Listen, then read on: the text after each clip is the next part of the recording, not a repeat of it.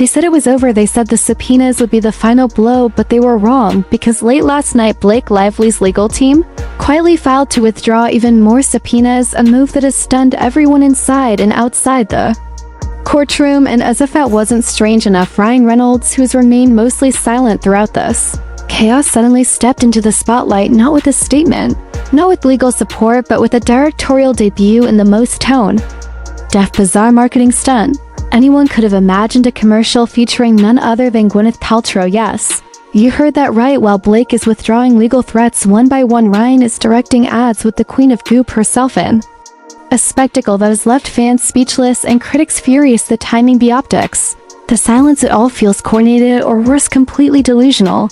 Because just hours before this ad went live, more creators who were originally targeted by Blake's subpoenas have come forward, revealing how those documents were weaponized against them. And now that some subpoenas are being dropped, questions are exploding about what Blake's team is hiding, why she's pulling out now, and whether this was ever about justice or just control. This is more than legal cleanup. This feels like a total retreat, masked by a PR distraction. And the deeper we go, the more sinister this story becomes, because this is no longer just about Blake Lively versus the internet. This is about what happens when two of Hollywood's most polished faces get cornered by the very people they tried to silence. Buckle up, because the truth is finally leaking out, and we are just getting started. Blake Lively's reputation has always been built on pristine silence, curated elegance, and carefully avoided controversy, but now the silence is screaming louder than ever, because late into the night, court watchers spotted something they didn't expect: another wave of withdrawals from her legal team, more subpoenas quietly yanked back with no press release, no explanation, no accountability. And if you've been following this saga, you already know what that means. Creators who were living under the threat of legal discovery suddenly relieved, no longer required to surrender private communications, no longer forced to reveal sources or personal data. But that relief came with a question: what changed? Why now? Why pull back at the exact moment pressure was reaching its peak? And if you thought that question would get answered, you were wrong, because while Blake's legal moves went dark, Ryan Reynolds was lighting up the internet with what may go down as the most catastrophically mistimed brand decision of his career, directing an ad starring Gwyneth Paltrow that was pitched as quirky and nostalgic, but landed like a tone-deaf slap in the middle of a credibility crisis. Imagine this: your wife is accused of launching a coordinated legal assault on creators. Your team is facing court scrutiny for possibly misleading the judge. Your subpoenas are unraveling in public, and your answer is to roll out a campaign featuring Hollywood's most infamous wellness mogul, who herself was once accused of pushing misleading claims. The internet didn't laugh, it cringed, and within hours the backlash began. Creators began stitching clips of the ad with footage from their own videos, showing how they were impacted by the subpoena scare, how their emails were combed, how their accounts were monitored, how some lost brand deals or faced real-world threats just for speaking Blake's name. And now with the subpoenas rolling back, people are wondering, was there ever any legal merit to these claims, or was this about intimidation from the start? Meanwhile, insiders close to the court documents revealed that some of the subpoenas being withdrawn were aimed at creators who had never even directly mentioned Blake by name, only speculated or connected dots or referenced others who did. That revelation hit like a bombshell, suggesting that Blake's legal net may have been far wider and far looser than originally believed, a dragnet rather than a targeted defense. And now that the court is beginning to push back, some are saying this could trigger a chain reaction of counterclaims and ethics reviews, because remember, it's not just creators watching now, it's the legal world. The precedent being set here could define future boundaries between online commentary and celebrity privacy, and Ryan Reynolds' bizarre ad campaign only made things worse. Instead of shifting attention away from the legal controversy, it threw gasoline on it, because suddenly viewers weren't just talking about Blake's silence, they were analyzing every frame of the ad, every word, every expression from Gwyneth and Ryan, trying to decode whether this was satire, distraction, or delusion. And while Ryan played director, backroom conversations exploded with speculation that Blake's legal team is fractured. Some sources hinted that internal disagreements over the subpoena strategy had been simmering for weeks, that not everyone on her side agreed with the nuclear approach, and with subpoenas now vanishing without fights, some believe those disagreements may have won out in the end, but the damage is already done, and the backlash is far from over, because even as creators breathe a sigh of relief from the legal withdrawals, others are Stepping forward with screenshots, emails, and communications they say prove a pattern of suppression, pressure, and manipulation, and now that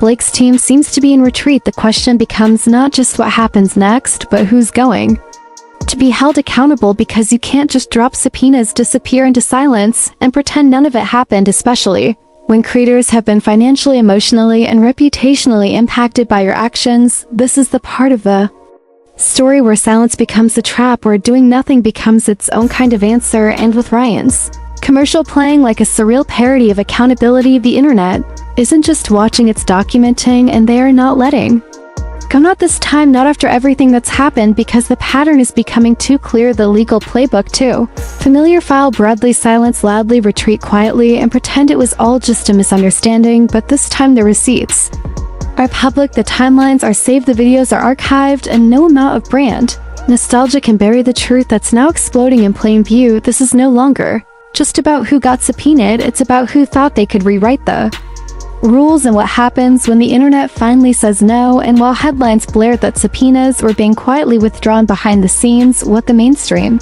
media didn't capture was the deafening silence echoing through the YouTube creator space, where channels that once lived in fear of court orders suddenly found themselves free, and not just free, emboldened, because what they had suspected for months was finally being proven.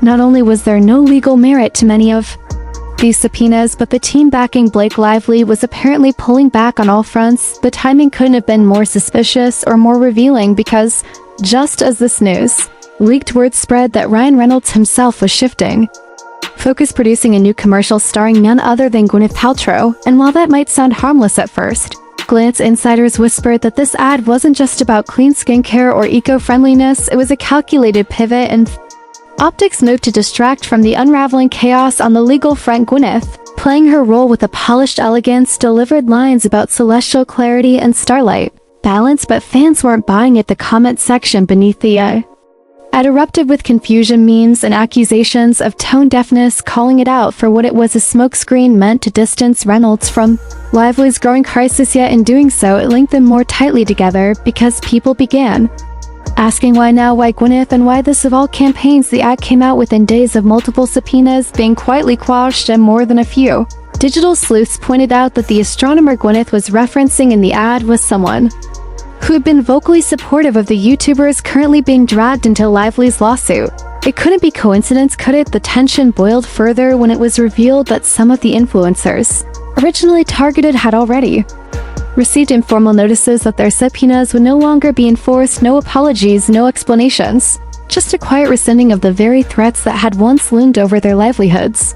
YouTube forums lit up with speculation, legal Twitter exploded, and Reddit threads went full detective mode, tracking each motion filed, each document unsealed, each cryptic quote from attorneys, as Blake Lively's legal team found themselves increasingly cornered by procedural failures, inconsistencies, and the very creators they thought they could silence. Many wondered if the real reason for the sudden withdrawals was fear not of losing court battles, but of what discovery would reveal: internal messages, PR strategy, documents, financial ties to narrative-pushing media outlets. Everything risked exposure if the subpoenas were challenged in open court, and so they were simply pulled. But that move opened another Pandora's box, because by removing them, Lively's team all but admitted that the legal grounds were weak or non-existent. What remained was damage control, but Ryan Reynolds seemed to be playing a different game altogether. Not legal, not PR, but strategic redirection. And if anyone knew how to change a headline, it was him. He wasn't just appearing in the Gwyneth ad, he was reportedly the creative director behind it, writing the script, positioning the message, and choosing the exact date it would drop. Gwyneth's role as a stargazing wellness guru now read less like quirky branding and more like misdirection. And while fans were torn between laughing and cringing, industry insiders saw it as a move to regain narrative control. But they weren't the only ones watching. YouTubers who had remained silent suddenly began uploading cryptic updates, vague hints that more was coming. Stories that would finally be told now that the legal pressure had lessened. Creators who had once whispered in DMs about being afraid to speak up now began collaborating on live streams and panel discussions, and every upload drew more eyes, not just from fans, but from journalists, from attorneys, and yes, from the very legal teams who had once hoped to silence them. The story was changing, not just in court filings, but in culture, in sentiment, in the way creators were no longer backing down.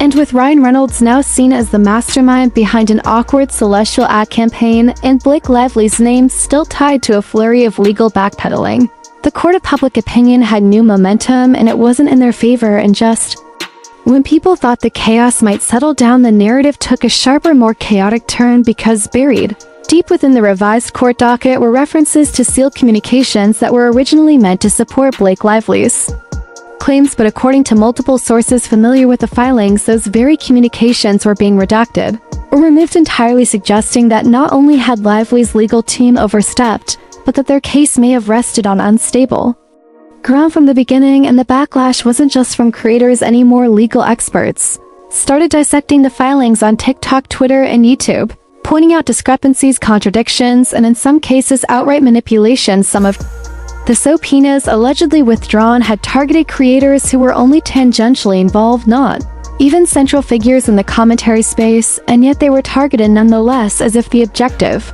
wasn't truth or justice but fear, suppression, and silence. And as more subpoenas were quietly dropped, creators began publishing full exposes recounting the stress, the threats, the NDAs they'd been asked to sign in exchange for silence, revealing what many had feared for months, that this wasn't just a defamation case, it was a blueprint for targeting creators and a new form of digital censorship masquerading as legal action. And while this unfolded publicly, a new question emerged. What exactly was Ryan Reynolds trying to hide? Because while Gwyneth Paltrow stood on a celestial stage talking about clarity and balance, Ryan was behind the scenes, trying to maintain a crumbling image. Insiders at the agency behind the ad leaked that it was produced in record time and not without internal conflict. Several staff reportedly pushed back against the messaging, warning that it could come across as insincere, but Reynolds insisted, pushing it forward as if hoping that charm and timing would be enough to distract the public from Blake's courtroom unraveling. But what he didn't expect was that creators had receipts,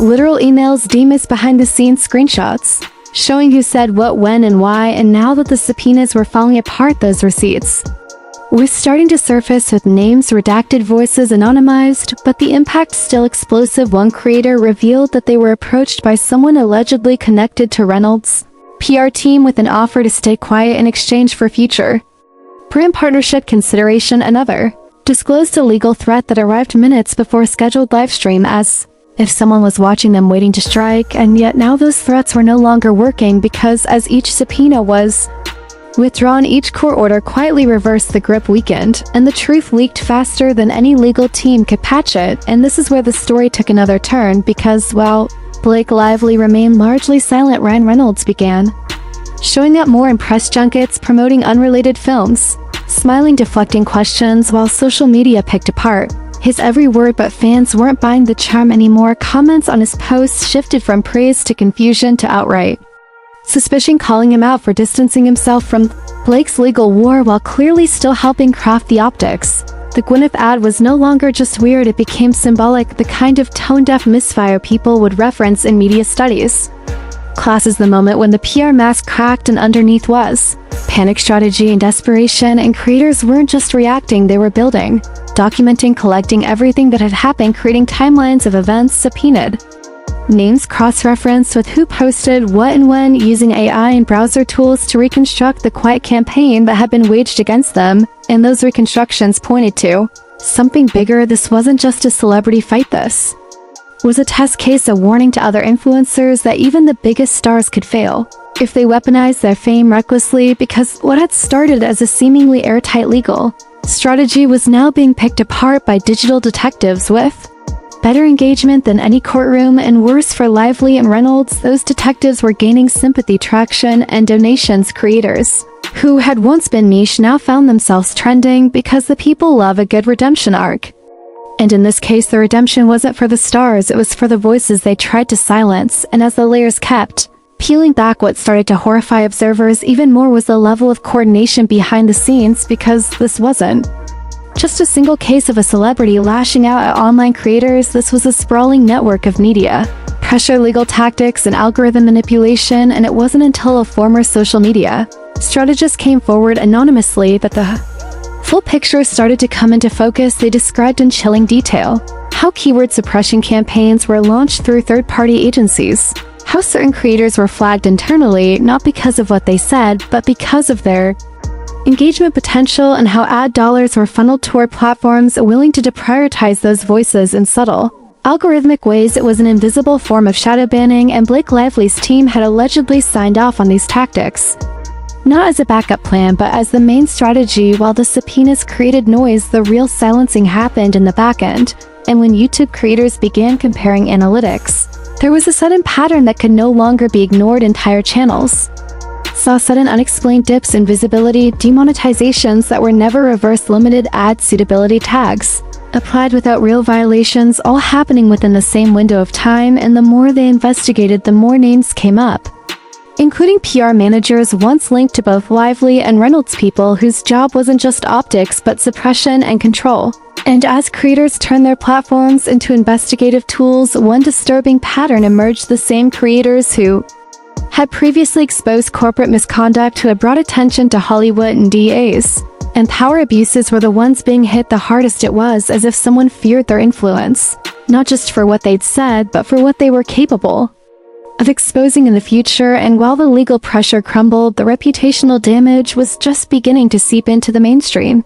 Articles once filled with puff pieces about Lively's fashion now carried headlines like "troubling tactics" or "silence as strategy," and now here we are in the wreckage of it all, the shiny facade cracking at the edges. The powerful duo, once untouched by scandal, now surrounded by the very creators they tried to silence, and the irony couldn't be more poetic, because Blake Lively may have withdrawn more subpoenas, but she couldn't withdraw the truth that was unleashed in the process. And Ryan Reynolds may have thought directing Gwyneth Paltrow in a sleek commercial would distract from the narrative, but instead it exposed how tone-deaf the whole machine had become. They underestimated the intelligence of the audience, the persistence of the community, the raw hunger people have for authenticity, and now the people they tried to muzzle are louder than ever. Creators banding together, not just for clicks but for principle. YouTubers, lawyers, digital rights advocates, all forming a front line against a chilling tactic that nearly went unchecked, and the industry is watching closely. Because this wasn't just a celebrity misstep, this was a case study in modern digital warfare, and creators are now citing this case in panels at VidCon and Zoom calls with policymakers, and emails to YouTube's trust and safety team asking the question: how far can fame go before it starts to erode the very platforms it thrives on? And behind the scenes, those once allied with Team Lively are cutting ties slowly, methodically. Brands pausing contracts, publicists withdrawing offers, even studio insiders murmuring that the next role, the next launch, the next appearance might not land the same, because the public is watching with new eyes, sharper eyes, unforgiving eyes. And this saga might not end in a courtroom, but it will echo every time a creator's video is flagged, every time a publicist drafts a response, every time someone tries to weaponize influence against truth, because creators remember and viewers remember, and somewhere in this swirling storm of subpoenas and ads and silence and exposure, a line was crossed, and it's never going to be the same again. Not for Blake, not for Ryan, not for anyone who thought they could control the story forever.